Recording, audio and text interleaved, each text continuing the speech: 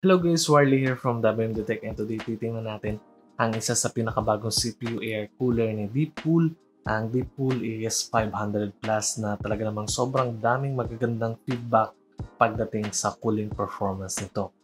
So maraming salamat nga pala kay Deepcool sa walang sawang pagsuporta sa aming channel, at kung di pa kayo nakasubscribe sa aming channel ay mag-subscribe na kayo dahil once na maabot natin yung 10,000 subscriber milestone ay meron tayong magaganap na giveaway.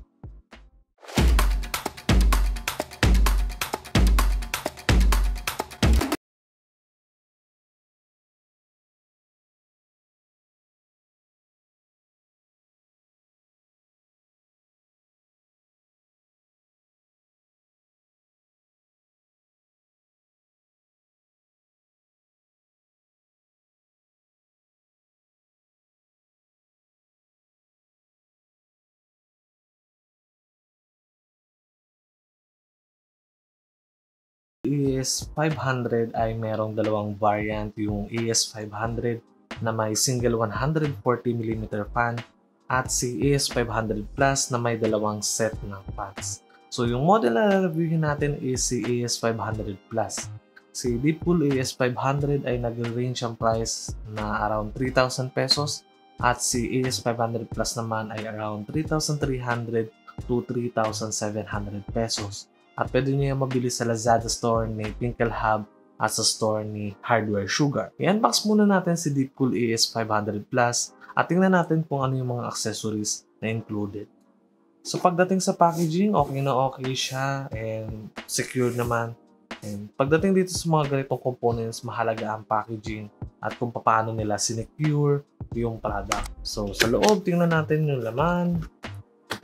So, ito yung box ng accessory niya. So, mamaya titingnan natin yan. So, ito naman, ayan, meron kang makikitang foam sa loob. So, ito na yung makikita nyo naman kung gaano kakapal yung foam niya. Ayan. Then, ito na yung Deepcool AS500 Plus natin. So, medyo nakalaylay na yung wire niya kasi in-unbox ko na to previously. And then, ayan, wala na siyang laman, kundi foam na lang. So, dito naman sa accessories niya, ayan, nandito yung mga RGB connectors natin. And then, ito naman yung mga brackets natin para ma-mount yung ating CPU cooler. Nandito yung para sa AMD at Intel. Unfortunately, wala siyang mga label. So, ito yung medyo nalito ko. Mamaya i-explain ko. Walang label yung mga plastic niya. So, hindi mo alam kung alin yung pang AMD at pang Intel dito unless tingnan mo yung user manual. So, take note lang na kung ang gagamitin nyo or pag-i-installan nyo ni AS500 Plus ay AM4 socket, hindi nyo pwedeng gamitin itong backplate na to dahil para sa Intel to. So, kakailanganin nyo is yung stock backplate ng AM4 or yung motherboard nyo. So, kailangan nyo hanapin yun. So, just in case na nawala nyo yun, I think pwede kayong bumili sa marketplace or sa Lazada. Merong mga OEM na backplate pero hindi ko sigurado kasi kung compatible siya dito. Mas maganda talaga yung stock backplate na included doon sa motherboard niyo. And then panghuli ay yung user manual. Napaka-importante nito lalo na kung first timer kayo. Quick specs muna tayo. Si AS500 Plus ay single tower cooler na may 5 heat pipes. Meron itong 164mm na height. So make sure na i-check nyo muna yung supported height clearance ng case nyo para hindi kayo magka-problema pag binili nyo itong cooler na to. Yung dalawang fans na TF140S ay merong 500 to 1200 RPM, airflow na 70.81 CFM, 1.14 fan air pressure, fan noise na 29 decibels. So mamaya ipaparinig ko yung actual fan noise in idle and max load. At yung fans na AS500 Plus ay gumagamit ng FDB o Fluid Dynamic Bearing.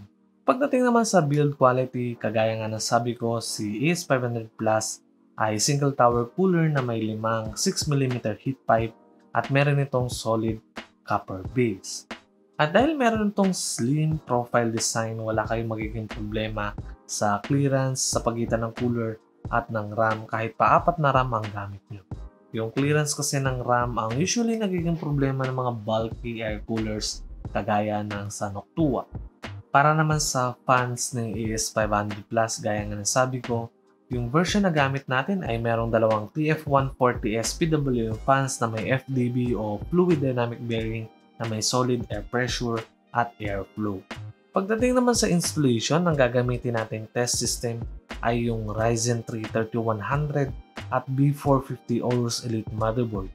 So kung nagtataka po kayo bakit lagi kong ginagamit yung Ryzen 3 3100 or previously Ryzen 5 1400, ay as of now wala pa kasing budget, pero hopefully this year makabili tayo ng mas mataas-taas na CPU like Ryzen 5 or Ryzen 7 series para naman mas ma-push pa natin yung cooling performance ng mga susunod nating air coolers or AIO na re-reviewin natin. So ang gagamitin natin sa installation ay yung mga brackets para sa AMD AM4 socket. So kung first time kayo mag-install ng sarili nyong cooler, ay make sure na i-check nyo yung user manual para hindi kayo malito. Napansin ko lang din kasi gaya nga sabi ko kanina, walang label yung mga plastic ng mga accessories. So kahit ako nalito talaga nung una, lalo na kung alin yung pang Intel or pang AMD nung hindi ko pa chine-check yung installation manual.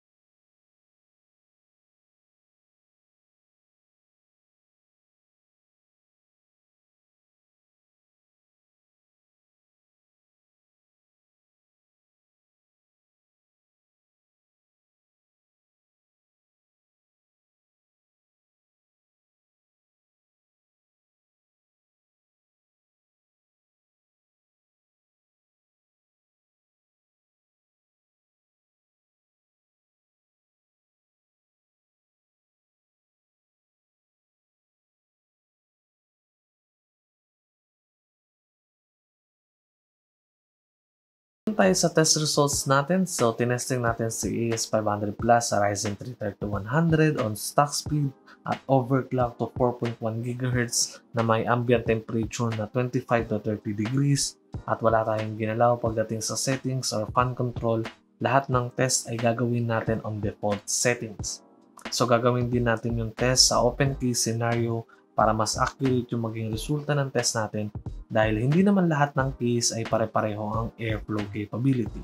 So by the way, hindi ko ginawa yung test sa room na may aircon para mas makita yung normal scenario at mas common results lalo na ngayong summer na super init dito sa Pinas. So yung results ng performance ni Deepcool AS500 Plus ay kukumpara natin sa iba pang mga CPU air cooler na na-review natin at sasama ko na rin yung ilang mga AIO na na-review na rin natin para naman may reference din kayo.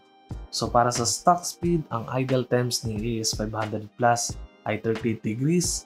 Sa gaming naman kung saan ginamit natin yung CSGO for about 1 hour ay meron siyang 43 degrees at sa full load naman ay meron siyang 64 degrees.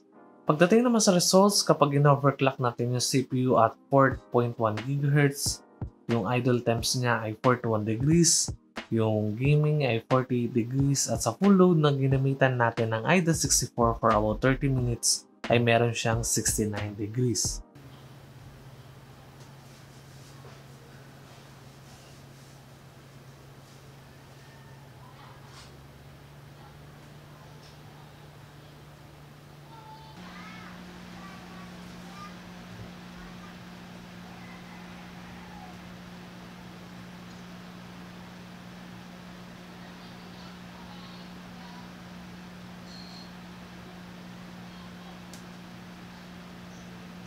Kung ikukumpara natin si Deepcool AS500 Plus sa ibang air coolers ay meron itong 4 to 7 degrees ang lamang at halos konti na lang din yung difference niya sa mga AIO mapa 240 or 360mm man yan. By the way, lahat ng cooler na nasa chart ay ginamitan natin ng Deepcool Z5 thermal paste para lahat pantay-pantay, pero si Aorus ATC 800 ay hindi ko pa na-update dahil wala na akong sample on hand.